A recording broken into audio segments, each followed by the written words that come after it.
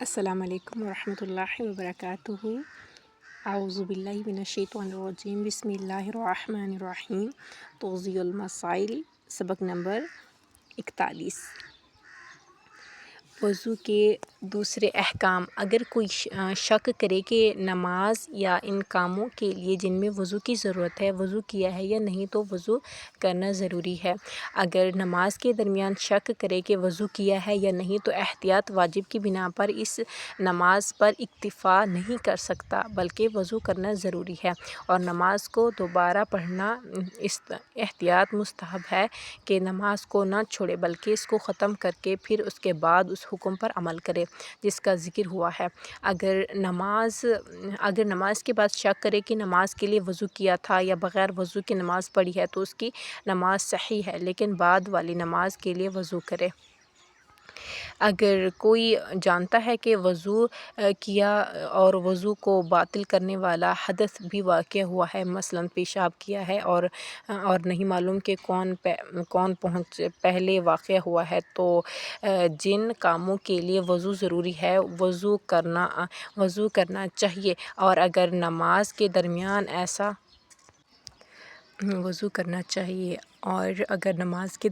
ایسا شک اور یقین اس کے لیے پیش آئے، نماز کو وضو کے بعد دوبارہ پڑھے اور احتیاط واجب کی بنا پر اس نماز پر اکتفا نہیں کر سکتا، اور اگر نماز کے بعد ایسا شک یا یقین پیش آئے تو جو نماز پڑھی ہے صحیح ہے، اور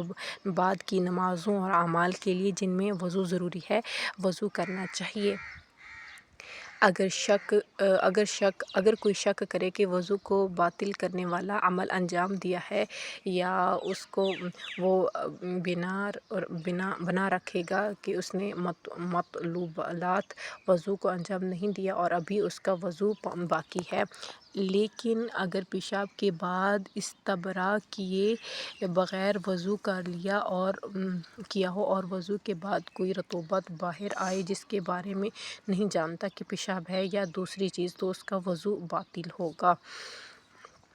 اگر کوئی نماز کے بعد یہ سمجھے کہ اس کا وضو باطل ہوا ہے لیکن شک کرے کہ نماز سے پہلے باطل ہوا ہے یا اس کے بعد تو پڑھی ہوئی نماز صحیح ہے۔ اگر کوئی وضو کے بعد یا اس کے درمیان میں یقین کرے کہ بعض جگہ کو نہیں دھویا، مسح نہیں کیا، اگر بہت زیادہ فاصلہ ہو جائے اور موالات بھی ختم ہو جائیں اور زیادہ وقت کی بنا پر اس سے پہلے والی جگہ کی رطوبت بھی خشک ہو جائے تو اس سے دوبارہ وضو کرنا چاہیے، اور اگر تری خشک نہ ہوئی ہو اور اگر گرمی یا ایسی کسی اور وجہ سے خشک ہو گیا ہو تو ضروری ہے بھولی ہوئی جگہیں اور اس کے بعد آنے والی جگہوں کو دھوئے یا مسح کرے۔ اگر کوئی وضو کے درمیان وضو کے اعضاء کے کسی حصے کو دھونے یا مسح کرنے کے بارے میں شک کرے، اگر موالات برقرار ہوں تو وہ اپنے شک کی بنا پرواہ کرے اور مشکوک اعضاء کو دھونے یا مسح کرنے کے بعد وضو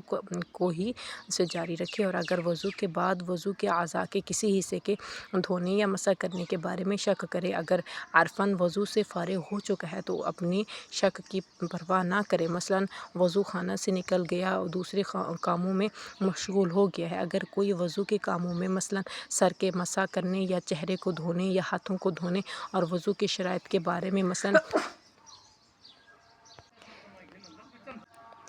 ان تمام چیزوں میں بہت زیادہ شک کرے تو اپنے شک کی پرواہ نہ کرے۔ اسی طرح کا حکم جو وسوسے میں مبتلا ہے اور اس کے لیے ہے کثیر الشک کو تشخیص دینے کا معیار عرف ہے، اور یہی حکم غسل اور تیمم بھی جاری ہوگا۔